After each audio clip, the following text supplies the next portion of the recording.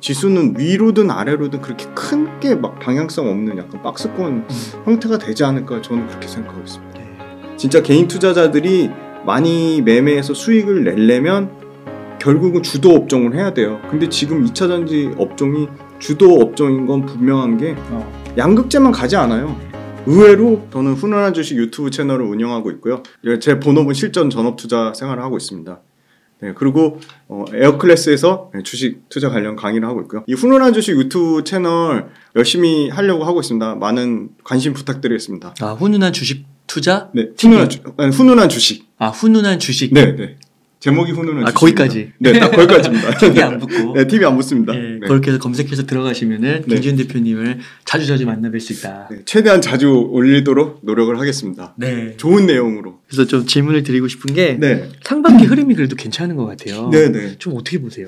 일단은 사주는 주체가 명확하잖아요. 외국인이 지금 오늘도 장 굉장히 좋은 것 같은데 2020년부터 22년까지 한 75조 정도 팔았다면 75조 판 거를 지금 어떻게 보면 지금 최근 12월 달부터 12일 그러니까 3개월 동안 거의 한 8조 정도 샀거든요. 한 10분의 1 정도 산 거죠. 근데 이게 추세적으로 계속 연속이 될 거냐에 대한 거에 대해서 솔직히 퀘스천 마크긴 해요. 그래요? 네, 퀘스천 마크긴 한데 전반적인 분위기가 좀 좋은 게 결국은 금리로 인한 인플레이션에 대한 우려는 이미 너무 다 알고 있는 사실이고 더 뭐 새로운 거가 나올까? 왜냐면은 엊그제 나온 CPI 그러니까 물가지수가 관련돼서도 시장 예상치보다는 더 잘 나왔거든요. 높게 나왔음에도 불구하고 지수가 그렇게 큰 충격이 있진 않았어요. 그것도 참 신기하네요. 신기하죠. 네. 그러니까 이게 재미난 게 가격이 중요한데 너무나 그런 뭐 악재니 여러 가지 부정적인 매크로 이슈가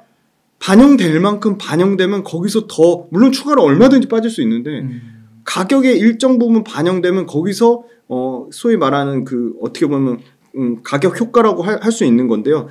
더 이상 안 빠지면 부정적인 이슈가 나와도 더 안 빠지면 어떻게 보면 그게 바닥이 될 수도 있는 거고 그리고 또 다시 추가 상승을 하기 위한 어떤 바닥 다지기가 될 수도 있는 것 같습니다. 그럼 지금이 바닥이라는 말씀이시죠? 아니, 저는 바닥이라는 말씀은 전혀 아니고 지금도 사기에는 절대 나쁘지 않은 시점이라고 보는 게요. 왜냐하면 여전히 부정적인 이슈를 얘기하시는 분들이 많고 시장에 의심하는 분들이 많고 그 다음에 매크로 관련된 이슈가 새로운 거가 물론 금리를 지금 최대 많이 보는 데는 6%까지 올린다고 얘기하는 데가 있는데 시장의 컨센서스는 5.5%거든요. 그럼 이 5.5%에 대한 주가지수에 반영이 안 되냐 상당 부분 반영이 돼 있다고 보는 의견이 합리적인 것 같고 사실 매크로보다 중요한 건 기업의 이익이잖아요. 기업의 이익이 작년에 삼성전자 일회성 이익을 빼면 한 153조예요. 근데 올해 같은 경우는 130조 예상을 하고 있어요. 순이익 기준으로. 근데 삼성전자 일회성 이 비용을 뺀 작년 이익도 135조니까 작년에서 원래 시장에서 예상한 거는 뭐 엄청나게 많이 빠져서 순이익 기준으로는 뭐 못해도 20% 이상 감액을 예상했는데 지금 현재까지 추세로는 130조고 작년에 135조 일회성 비용 빼면 135조 130조 거의 별 차이 없잖아요. 그러니까 이익으로 치면 과거에 100조 원 초중반대 레벨이 2017년 18년에 지수가 2100에서 2600인데 지금 2400 후반이니까 딱 지금 현재 이익을 어느 정도 반영한 정도 수준이지 현재 이익보다 지수 자체가 과하게 반영됐다고는 안 보고 있거든요. 그래서 철저하게 업황별로 차별화될 거고 그럼 업황 중에 시장 대비 초과 수익 난 거 제가 오늘 가장 공들인 자료 이따 보여드릴 건데 최초 공개인데요. 업황별로 얼마나 지수보다 초과 상승이 나고 지수보다 업황이 얼마나 더 성장률이 더 큰가 그거에 초점을 맞춰서 지수 대비 초과 상승 나거나 지수 대비 초과 성장 나는 업종에 주목해야 되지 너무 이제 더 이상 이제 매크로 이슈에 매몰되지 말자. 그럼 철저하게 이익의 관점만 봐도 올해 순이익 130조를 감안하면 이 순이익 130조에 대한 이익을 과도하게 반영한 지수 수준이 아니다라는 거죠. 그리고 그러면 올해는 안 좋은 거 누구나 다 아는데 그럼 내년에 얼마의 개선 효과가 있냐. 벌써 반도체 외국인 수급이 들어오는 거는 내년이 반도체 좋아질 거라는 걸 알고 먼저 선반영돼서 땡겨오는 효과거든요. 그러면 내년 전체 코스피의 한 주가 벌어들인 순위, EPS 증감을 예상하는 게 40%.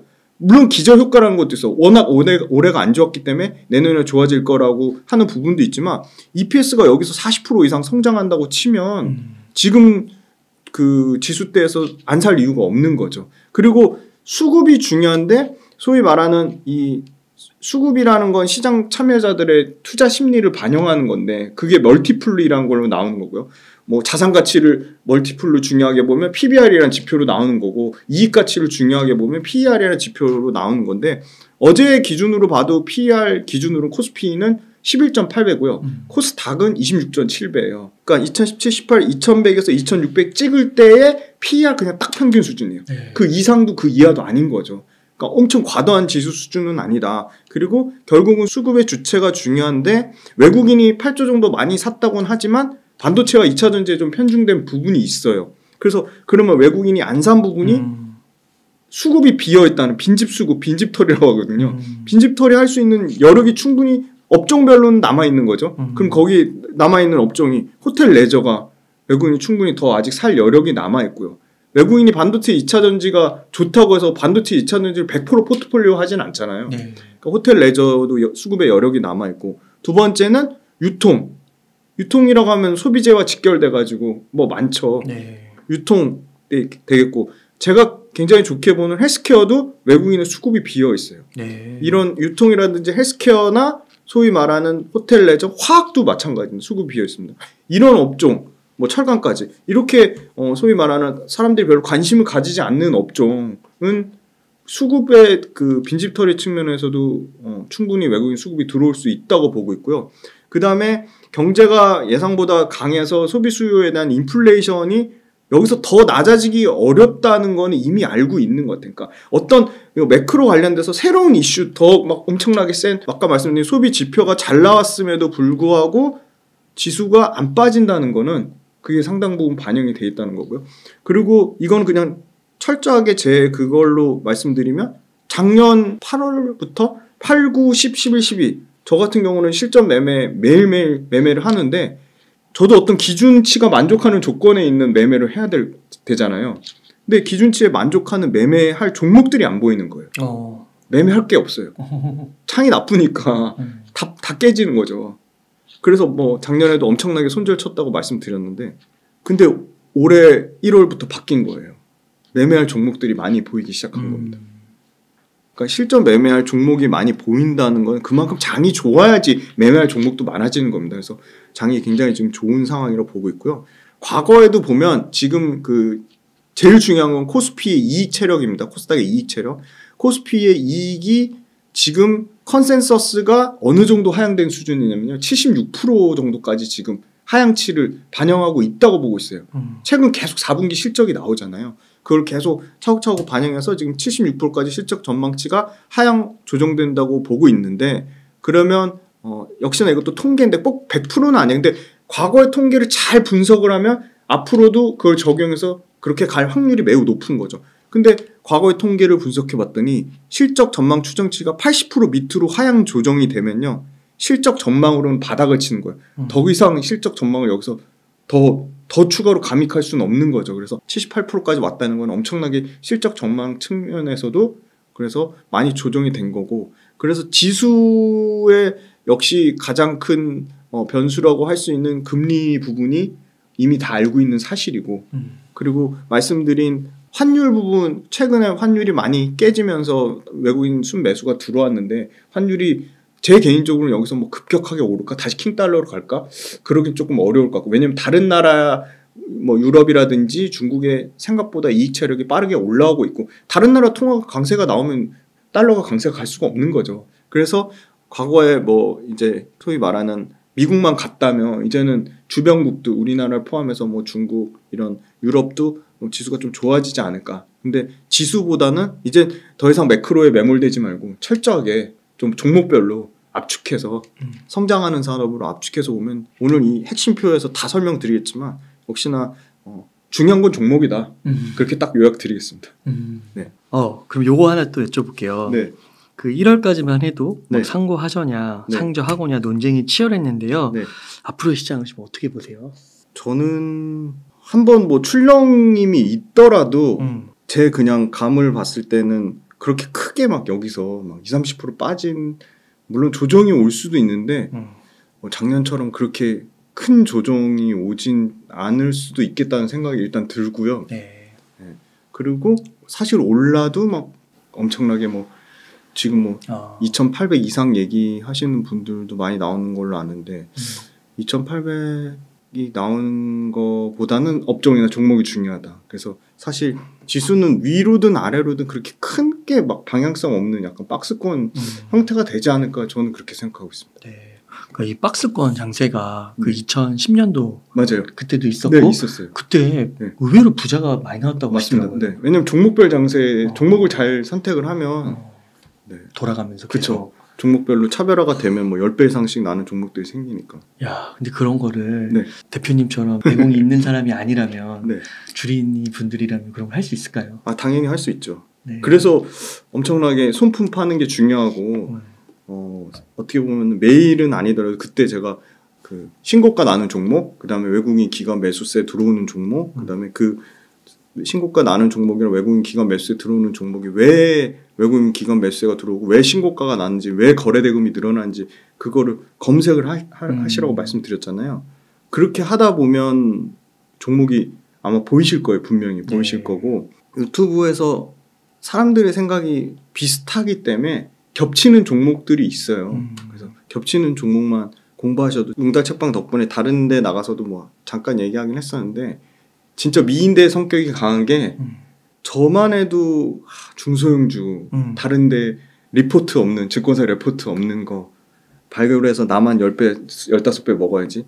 그건 확률이 진짜 떨어져요. 주식 철저하게 확률 싸움인데요. 확률을 높이려면 에코프로비움 LNF 많이 얘기하는 이유가 남들도 좋게 보고 매매하기도 쉽고 다른 사람도 그 종목에 대해서 관심이 많고 수급이 들어오니까 그게 올라가는 거지.